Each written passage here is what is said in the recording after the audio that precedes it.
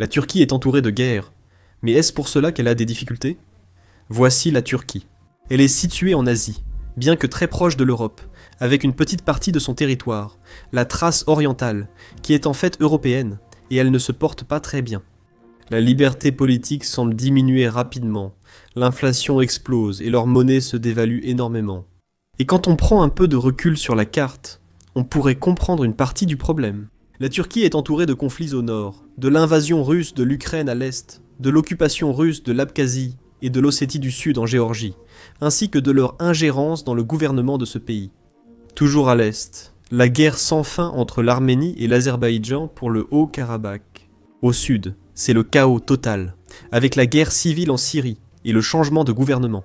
Puis Israël qui bombarde les centrales nucléaires iraniennes, en plus d'assiéger et d'envahir le Liban et Gaza. Même Chypre, petite île au sud, reste divisée. Le nord est un protectorat turc et le sud représente la véritable Chypre. Ce ne sont pas des causes directes des crises de la Turquie, mais cela n'aide pas. Donc, dans cette vidéo, je veux comprendre exactement comment ces facteurs affectent la situation de ce pays.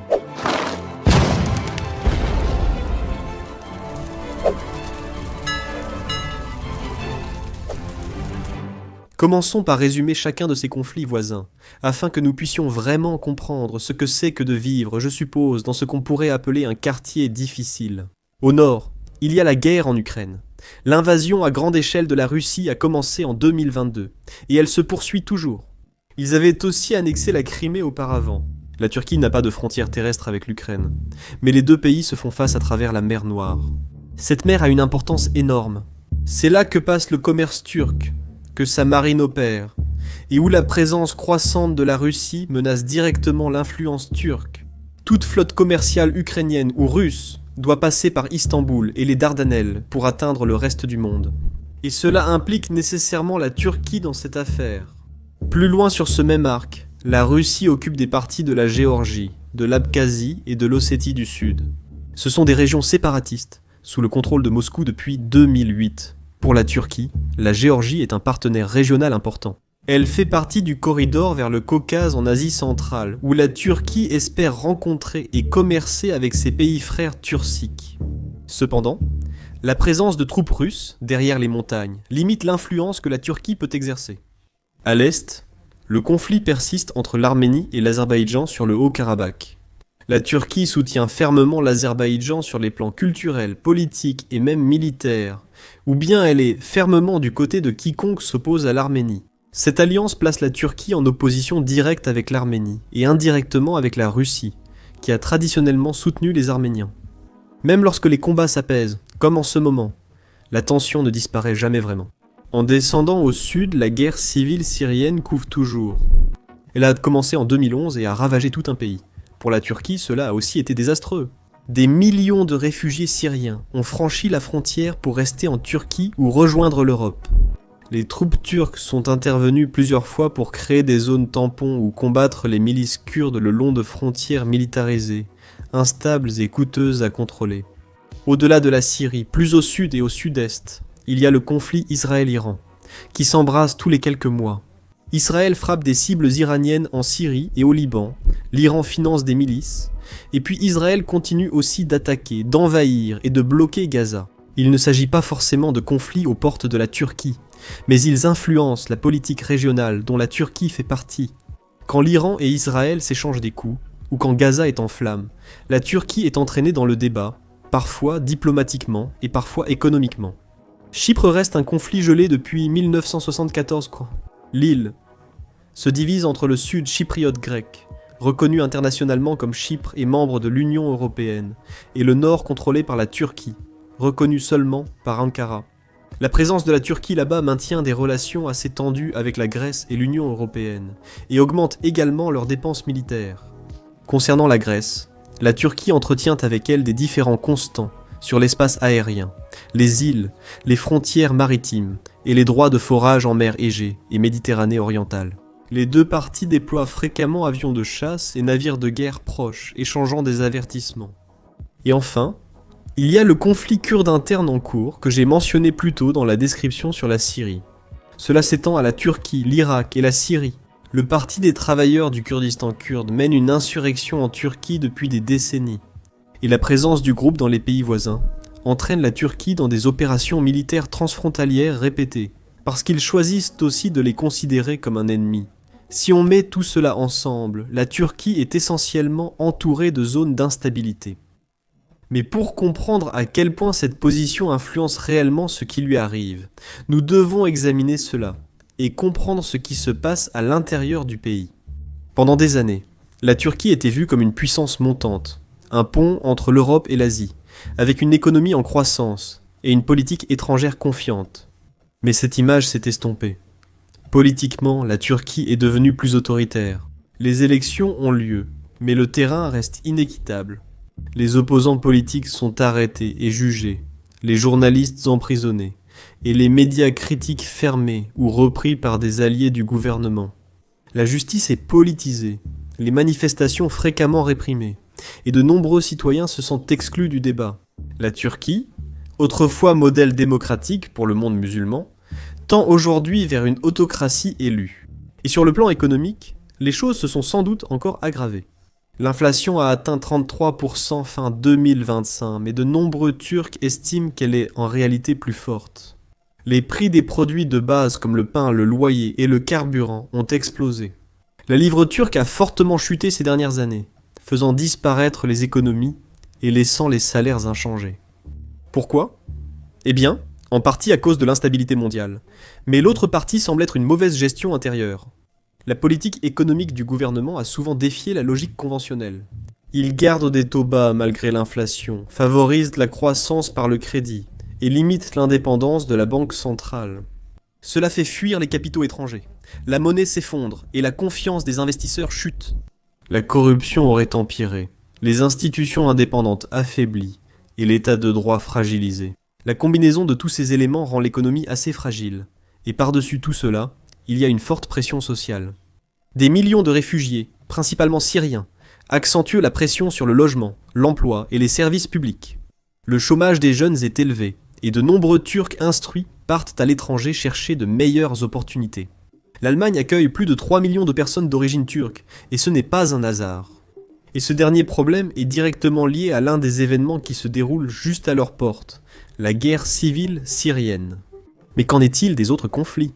Est-ce qu'ils affectent la Turquie de la même manière ? Découvrons d'abord la guerre en Ukraine. Ce n'est pas à la frontière turque, mais c'est tout proche. La mer Noire, autrefois un espace relativement calme, est devenue une zone militaire, dominée par la marine russe. Les routes commerciales sont menacées. Les exportations de céréales turques, l'assurance maritime et les routes de navigation subissent des perturbations. La Turquie doit aussi jongler diplomatiquement. Membre de l'OTAN, elle s'oppose officiellement à l'invasion russe. Mais en même temps, elle dépend fortement de la Russie pour le gaz, le commerce et le tourisme. Ils ont déjà acheté des armes russes, donc Ankara équilibre la vente de drones à l'Ukraine tout en dialoguant avec Moscou. Ce jeu d'équilibriste crée de l'incertitude, affecte les investissements étrangers et complique les relations de la Turquie avec l'Est et l'Ouest.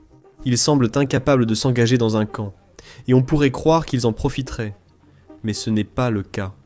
En Géorgie, l'occupation russe de l'Abkhazie et de l'Ossétie du Sud freine les ambitions turques dans le Caucase. La Turquie vise à devenir un corridor commercial et énergétique clé vers l'Asie centrale, mais la présence de troupes russes à sa frontière complique cela. Chaque pipeline ou projet ferroviaire devient plus risqué, et cela dépend non seulement de leurs relations avec les puissances du Caucase, mais aussi de la Russie à proximité. Le conflit du Haut-Karabakh entre l'Arménie et l'Azerbaïdjan est l'un des rares où la Turquie peut revendiquer une victoire. Je suppose, puisque son allié l'Azerbaïdjan en est sorti renforcé, mais même cette victoire a un prix. La Turquie a investi un soutien militaire et de l'argent à Bakou, et elle a lié son destin à une région instable où une nouvelle flambée de violence pourrait facilement l'y replonger. Ils entretiennent toujours une relation incroyablement tendue et négative avec l'Arménie, et ce soutien apporté à l'Azerbaïdjan coûte de l'argent à la Turquie chaque année. Comme vu, la guerre civile syrienne a été la pire. Des millions de réfugiés ont fui vers la Turquie. Cela en fait le plus grand pays d'accueil de réfugiés au monde. C'est un immense effort humanitaire, mais aussi une forte pression politique et économique, suscitant le ressentiment de nombreux citoyens turcs. Les opérations répétées de la Turquie dans le nord de la Syrie ont coûté des milliards. L'armée contrôle quelques zones et tente de repousser les milices kurdes qu'elle juge ennemies. Les combats et attaques transfrontalières persistent, et les relations avec les États-Unis et la Russie restent compliquées en raison de leur soutien à divers acteurs en Syrie. Parce que le soutien ne correspond pas toujours, ou en fait il ne correspond presque jamais. C'est un peu une répétition de la situation en Ukraine. Plus au sud, à Gaza, au Liban et à Rennes, chaque attaque israélienne provoque des ondes de choc en Turquie. Le gouvernement se dit défenseur des droits des Palestiniens, mais cela ne s'est pas concrétisé en action. Et en même temps, cela peut tendre les relations avec certains alliés occidentaux ou des investisseurs des pays du Golfe. Les guerres régionales font flamber les prix de l'énergie, affectant l'économie turque déjà fragile. Et même si le conflit à Chypre semble figé dans le temps, il reste aussi une source constante de tension. Pour être juste, celui-ci relève de la responsabilité exclusive de la Turquie. Enfin, presque exclusive. Mais il refuse toujours de reconnaître la République de Chypre, un membre de l'Union européenne. Cela a effectivement bloqué une partie de leurs propres relations avec l'Union européenne. L'impasse sur les frontières maritimes et l'exploration gazière a entraîné sanctions, menaces et coopération limitée.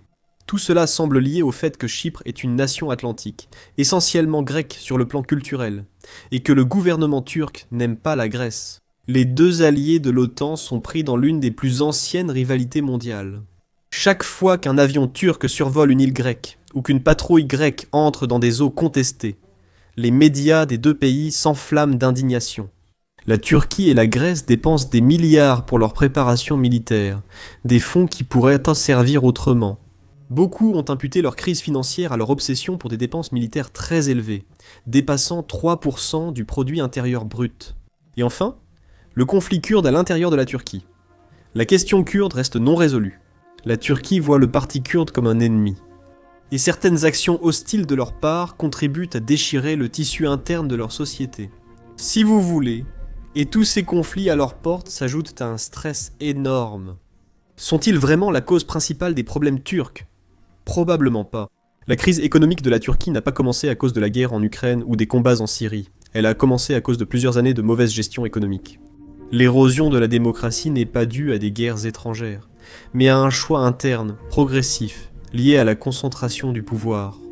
Ce que font les guerres, c'est aggraver toutes les faiblesses déjà existantes de la Turquie. Elles agissent comme des multiplicateurs de stress. Quand votre économie est fragile, une crise des réfugiés frappe plus fort lorsque votre diplomatie est surmenée. Toute escalade régionale est vue comme une menace. Quand le gouvernement privilégie l'influence étrangère et la force militaire, il consacre moins d'énergie aux réformes internes. Le voisinage de la Turquie ressemble à une mer agitée. Mais je suppose que c'est la compétence du capitaine qui déterminera s'il traverse la tempête indemne ou non. Je suppose qu'il faut attendre pour voir s'ils peuvent renverser la situation. Merci beaucoup d'avoir regardé cette vidéo, merci à mes mécènes pour leur soutien direct. Et je vous retrouve la prochaine fois pour plus de culture générale.